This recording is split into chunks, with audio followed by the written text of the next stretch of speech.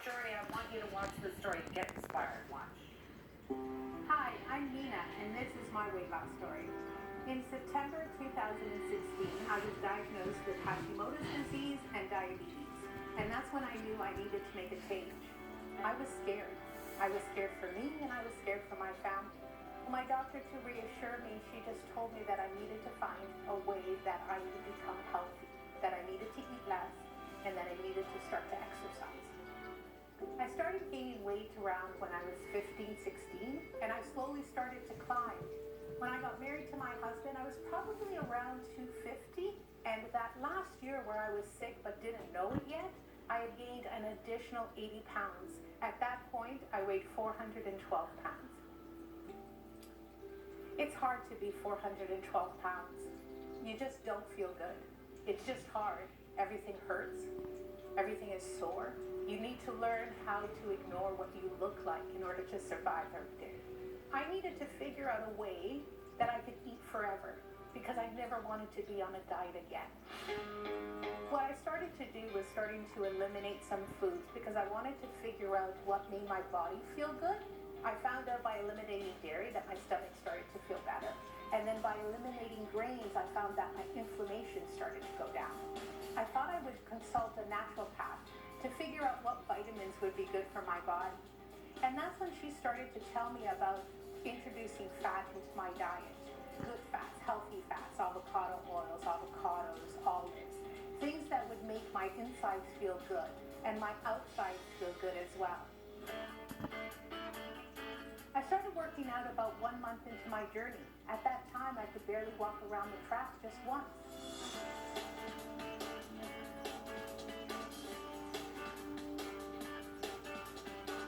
Right now, I go to the gym 5-6 days a week, and I love doing classes. I do kettlebell, yoga, boot camp, cycling. The gym has helped me overcome my fears. You have to eat less, you have to move more, and there is no shortcut. You have to be consistent. My relationship with the scale has not always been great. I used to actually use it to judge me, but right now I use it just as a guide. I don't let the scale control who I am. So it took me 8 months to lose my first 100 pounds, and now I'm 17 months in, and I've lost 166 pounds. After being on medication for my diabetes for 13 months, it is completely controlled through diet, and I'm still on medication for my Hashimoto's disease. Right now, I feel awesome. I just never thought that I would feel this way. And I don't know what my goal weight is. I just know that when I get there, I'll know it. Nina! Stand up for you. Come on over, Julian. Come on over. Yeah, come on over. I know you want a hug her. I know you want a hug her. Look at the coffee. Sit right there. Sit right there. Don't move. Everyone sit down. The reason why I brought Jillian over, we're going to talk to her in a second. Jillian is so, because of the shows that you've done, I'm watching you watch the monitor, and I'm seeing all the inspiration and the support that you're giving Nina. I congratulate you. It's pretty amazing, isn't it? It's unbelievable. Yeah. And I hope that I was just thinking, like, I hope that you're really internalizing what an incredible accomplishment that is. Right. Because that is the how-to of loving yourself more and believing in yourself, is taking what you've done. Yeah. And I can't imagine that there's anything harder. Really, and you've done it, and you've done it beautifully. You've done it beautifully. Don't go away. Stay right there. So, just to review, Jillian, Nina, lost 166 pounds. 166 pounds lost in 17 months. That's amazing. I want to ask you about this Hashimoto's disease. I don't know much about it, so can you explain a little bit more? So it's like a hypothyroidism. Okay. Where your thyroid just doesn't make enough hormones to support your body. So when I was diagnosed, I kind of felt like every day I was hitting a brick wall. And at that time, that's when I was diagnosed with Hashimoto's and diabetes. Yeah. So you're not on medication anymore? No, I was on medication for 13 months. Wow. And then I was tapered off, and now I've been medication free, and I actually go to the doctor to, So Jillian, my good Gal is with us today, and we're going to walk over there because we're going to talk about more about weight loss and maintaining. Let's do that. Jillian Michaels, everybody, with me. People lose weight for years. Not only to take it off, but keep it off for a long period of time. This is an amazing story. What did you want to tell me now? Honestly, I mean, it's just in general. Yeah. I think that what you've done is breathtaking and inspirational. And if there was anything I could tell you going forward, it's really looking at this is gonna. I know you don't want to look back, but why you put the weight on in the first place. And one of the things that I came to understand as a kid that was overweight is that nobody gets overweight because you're lazy or you don't understand the concept of food in, food out. It's affording you something deep. Yeah, I think the biggest thing that's different for me this time is that it wasn't just about what I was eating. It was like I had to work on myself as a whole. So okay. I had to work on my relationships. I had to remove negativity. I had to bring back joy, work-life balance. It was all, I had to work on it all together, and part of that was food. So that's why I tried to lose weight before. We all have. It's just, it doesn't work. And that's when I figured out that I had to do it all. For me. Yeah. Yeah. We talk about removing things from our lives that are not good for us. You know, what do people bring to the table? I'm not talking about anything physical, but what do they do for you? Yeah, for your soul. For your soul. Yeah. And also, I love the fact that you're writing little notes to yourself with little post-it notes.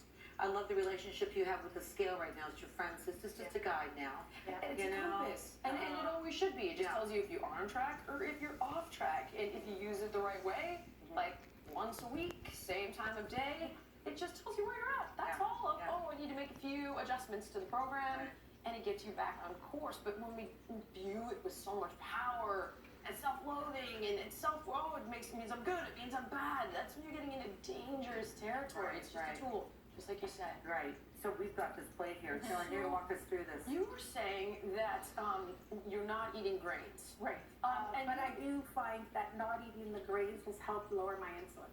Well, that's without a doubt. But at this point, if you're eating whole grains and you're balancing your macros so that you've got protein, fat, and carbs in every meal, insulin, the number one insulin sensitizer is fitness. You're exercising.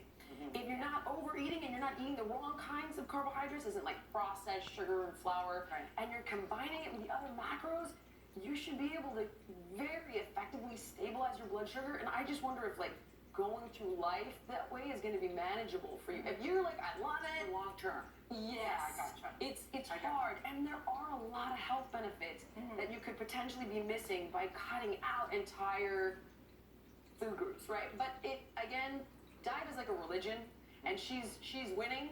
So you know, I try to kind of have respect for all of it. I don't think you need to be as extreme at this point, unless it would freak you out. Switch it up. It's a psychological game, isn't it? It is. Really? It is. And you really have to take into account there's the simple science of weight loss, and it's anything but easy. It's simple to understand, and you said it best. Eat less, move more. But then you also have to take into account the person. And what they need, and what will get them to go to the gym, and what they actually like to eat so they're not miserable. Right? So that it can be manageable. It's not about being perfect. So for me, I would need some carbs. And a little bit of carbs. We literally have, just some healthy fats, polyunsaturated, monounsaturated, omega-3s, and that salmon, wild salmon, so good for you, right? Protein, and we have some brown rice, whole grains. All good. And I find that with grains, if they're organic and they're in their whole form, it's good to go. Yeah. Okay, let's talk about your app, because you have to get her app. Let's talk about So the app is really, the idea is it allows me to be someone's personal trainer. So if, let's say you were at the gym and you were just feeling like you didn't want to go back and do a routine, or you didn't know what to do, you could literally tell me, like, I have 20 minutes, I'm an intermediate level athlete, I want a total body workout, and I would generate it for you right there based on the equipment you have, the time frame, where you're at. You tailor make it for the people that sign up. That's pretty amazing. Yeah, it's picked up from So, I mean, or you could choose a program. So it's like if you said, I'm running a 5K to fight X, Y, and Z, or to raise money for. And you want to get ready for a 5K or 10K. Jillian, thank you so much. Mina, what a great story. Continue success. We have to take a break. And if you have inspiring weight loss story like Denis does, please, we'd like to hear from you. Just go to Marilyn.ca and click on Be on the Show. We'll be right back.